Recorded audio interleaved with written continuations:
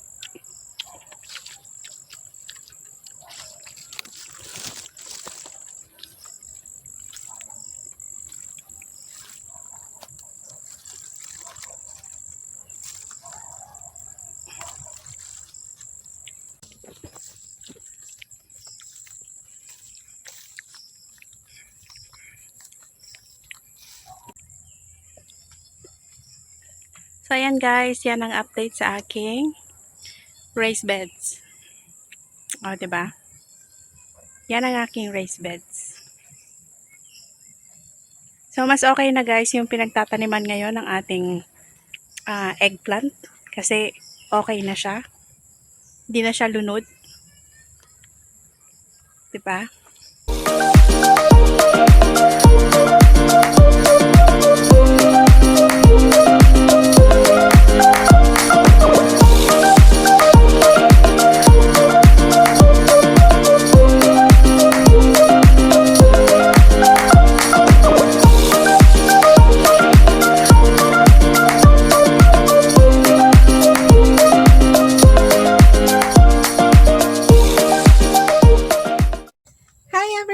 Welcome to my channel! Nandito na naman ako guys dahil meron na naman akong isi-share sa inyo for today's video. So ngayon ay gagawa tayo ng insecticide at fungicide gamit lang ang Madre de Cacao o yung kakawate. So tara guys, mga muna tayo ng kakawate.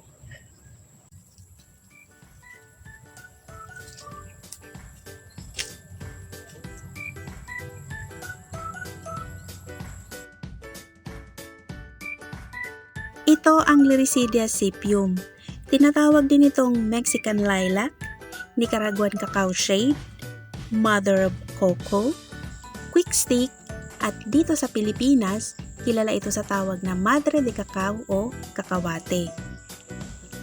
Ang extract nito galing sa dahon ay meron ding benefit sa mga tao. Ginagamit din itong panggamot sa skin rashes. At ganoon na din sa ating mga alaga. Nakakatulong ito pantanggal sa mga fleas at para maiwasan yung paglalagas ng balahibo ng ating mga alagang hayop. Napakayaman sa nitrogen ang puno ng kakawate. Ang extract nito ay napakagandang fertilizer sa ating mga halaman dahil pinapaganda nito ang kanilang mga dahon. At alam nyo ba na nagtataglay din ito ng kaumarin na toxic para sa mga insekto na sumisira sa ating mga halaman? Kaya ginagamit din itong insecticide at fungicide. So ito na guys yung ating gagawing fungicide at insecticide. So konti lang yung kinuha ko dahil gagawa lang ako ng spray neto. I-dilute naman natin siya sa water. Let's go guys! So ito na guys! So ito na yung mga kakailanganin natin para sa ating fungicide at insecticide. Yung dahon ng kakawate, yung ating dikdikan, syempre, yung ating tubig, yung ating pagsasalinan, at yung strainer. At pati na rin bottle spray. Ito na lahat yung ating mga kailangan para sa ating fungicide at insecticide. Syempre, gagayatin muna natin to guys. Para lang siyang malunggay pero mas malalaki siya sa malunggay.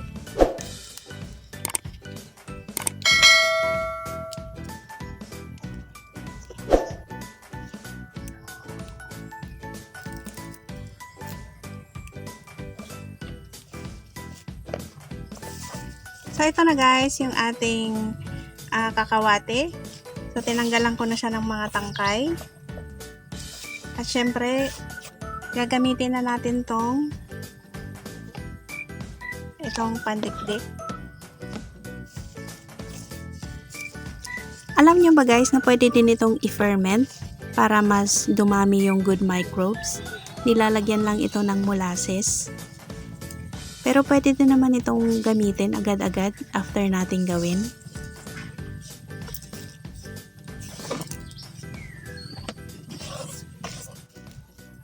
So, ayan guys, ito na siya. Nilagay ko na siya dito sa ating dikdikan. At syempre, para makuha natin yung extract, lalagyan muna natin ng konting tubig.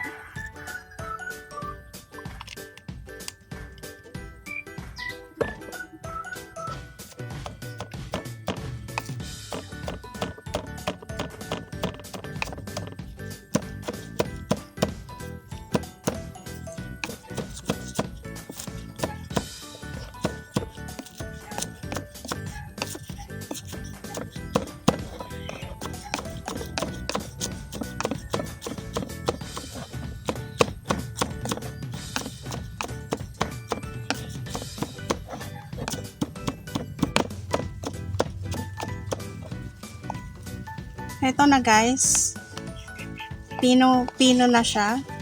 Ayan. So, lalagyan na natin to ng tubig.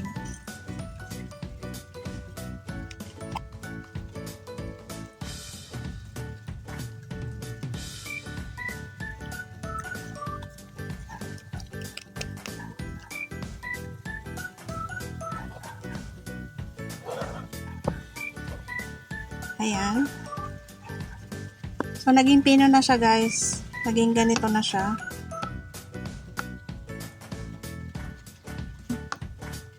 At ito na guys, yung itsura ng ating dinikdik na kakawate. Ayan na siya.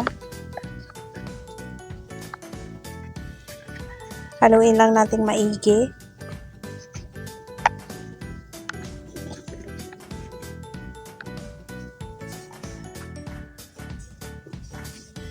At isasalin na natin guys yung ating dinikdik na kakawate dito. Make sure na yung inyong strainer ay pino para hindi sumama yung pulp.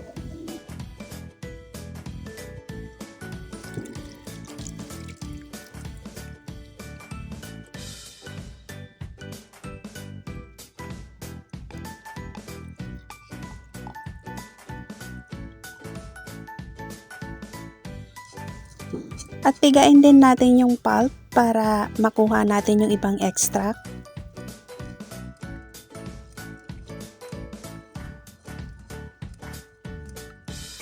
Ayan.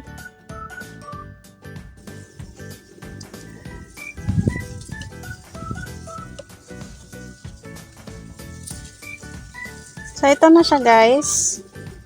Yung ating extract.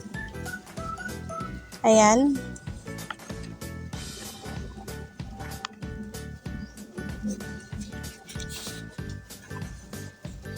At ilagay na natin dito sa bottle spray.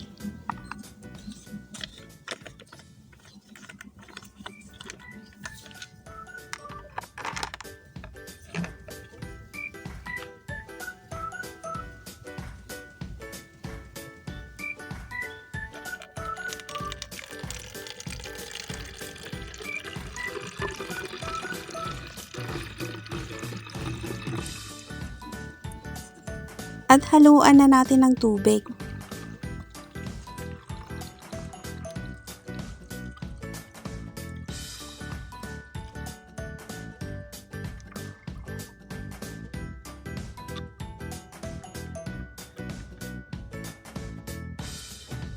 Ready na ang ating pang-spray sa ating mga halaman.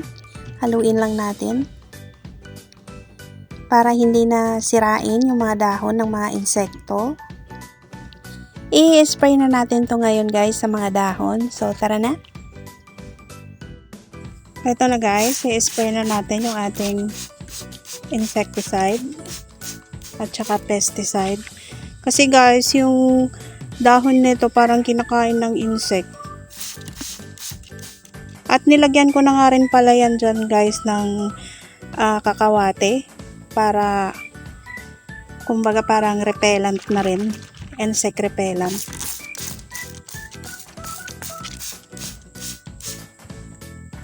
Ayan. Ayan guys, parang kinakain yung mga dahon ng aking mais. So nilagyan ko sila dyan ng insect repellent na kakawate.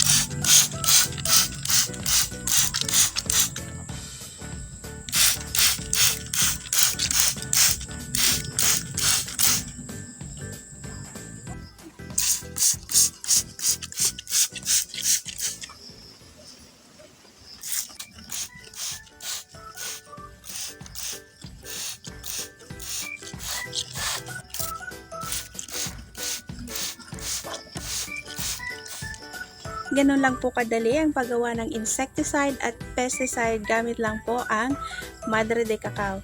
So sana po ay nagustuhan nyo ang aking video at nakapag-share ako ng aking kaalaman. At sana ay makapag-subscribe din po kayo. Naglalambing lang. Sana po ay nakapag-subscribe din po kayo at nakapag-share, nakapag-like ng aking videos, and pwede rin po kayong mag-comment ng inyong mga suggestion kahit saan po sa aking mga video. And don't forget to click the notification bell para meron po kayong notification pag meron po akong bagong upload. So see you guys!